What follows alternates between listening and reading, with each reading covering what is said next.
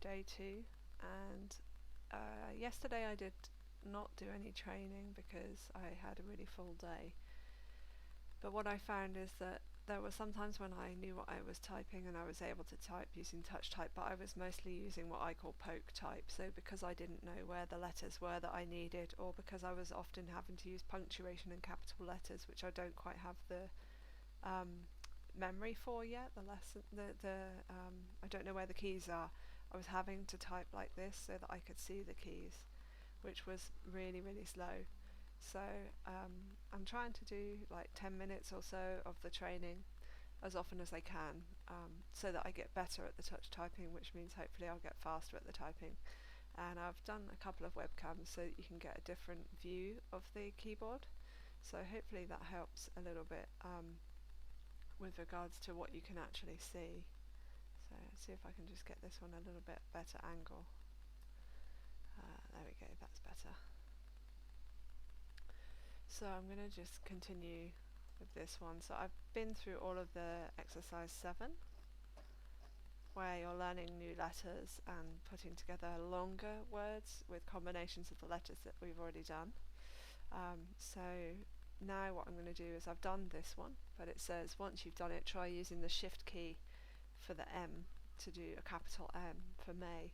And this is one of the things I'm finding a little bit difficult, is that I often use brackets, particularly if I'm writing code, and I often use the question mark, and that's quite a stretch. So you're going like across here for the question mark, and you're going across here for your for your bendy brackets, and up here for your curly braces.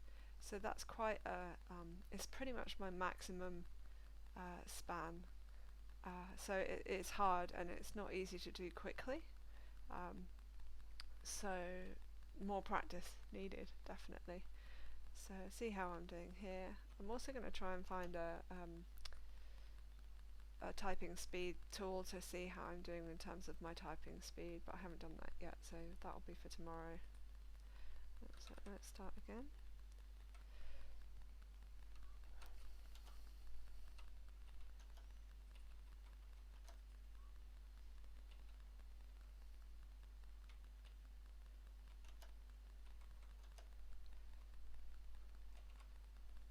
So I'm having to slightly glance down because I haven't quite got the muscle memory to get to shift yet, so I kept hitting U instead.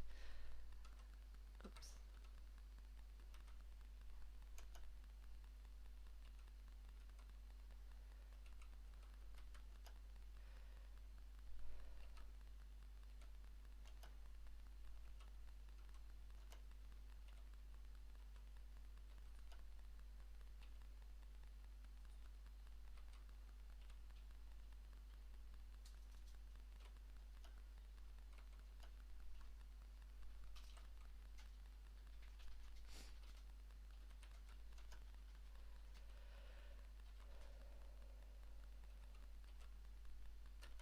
That wasn't quite so bad.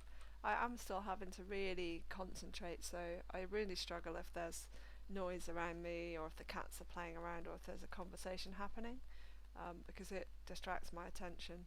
So this is really what I found yesterday when I was trying to go about the course of my daily job, was I was getting really frustrated because I needed to be able to respond quickly to conversations in Slack, for example, which were moving really fast, and I was not able to keep up with the pace of the conversation, and I was looking down at the keys to find what I was trying to type, and by the time I looked back up, the conversation had moved on.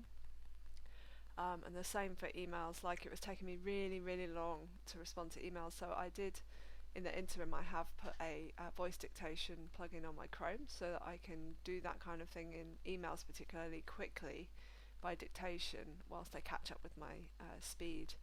So I think it's sort of a it's not a like you have to only use one tool.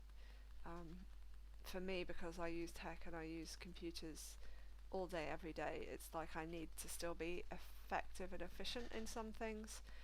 So while I'm catching up with typing, I'm trying to find other ways to kind of still have some level of efficiency and accuracy as well. So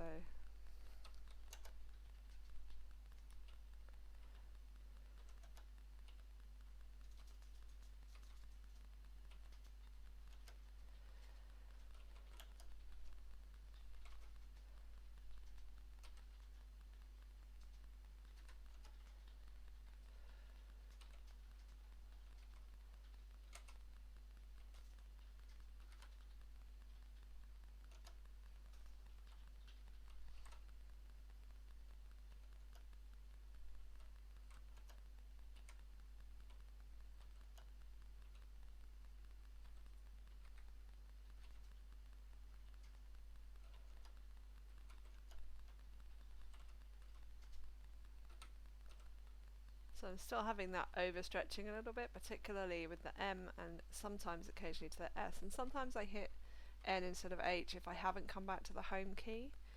And I can remember when I was learning to type, like having it drilled into me about the importance of coming back to your home keys. And on this keyboard it's so important that you do keep your fingers on these 4 keys, so A, T, E and H, because otherwise, unless you can feel the slope of the keys, you don't know where you are. And it's one thing I think is missing on this keyboard is, like, on my keyboards I've always had like a little dimple or a little raised bit, at least on the A, so that you know that you have some sensory feedback that that's your home key. But on this keyboard there's no raised bit on these keys, so initially it was a bit weird for me,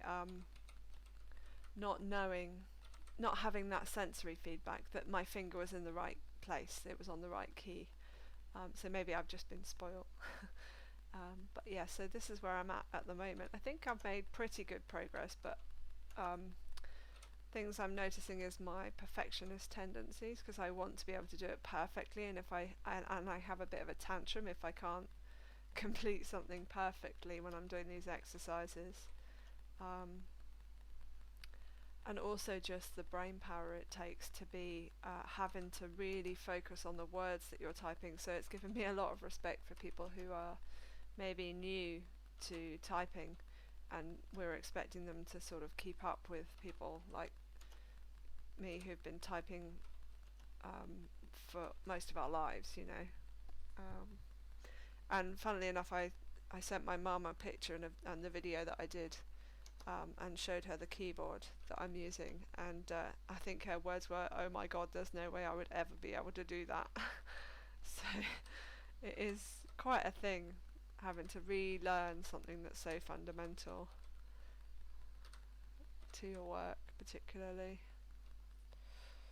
So I'm trying to capitalise other words because I need to get used to using the capital letters. I'm like the grammar police, so it's not okay for me to write stuff without proper proper punctuation and capitalisation.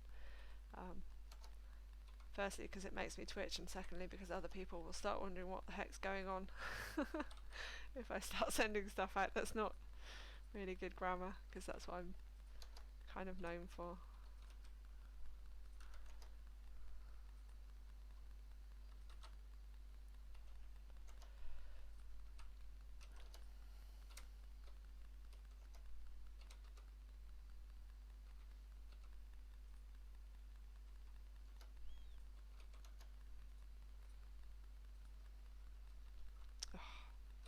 Still find this quite hard, that combination of going over to the M, using, I guess you would use your third finger, but I find that quite a stretch. So it's definitely like finger agility is getting a bit of a workout.